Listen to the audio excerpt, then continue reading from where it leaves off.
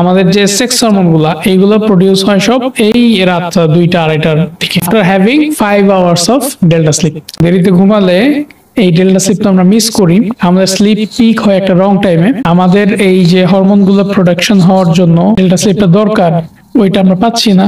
তো অলরেডি আমি কিন্তু পিছিয়ে যাচ্ছি দিন শুরু করার আগেই। নাইট শিফট ওয়ার্কারদের ম্যানেজ করা এত কঠিন হওয়ার কারণ কি? তারা কেন এত খিটখিটে মেজাজের হয়? তারা কেন আনপ্রোডাক্টিভ হয়?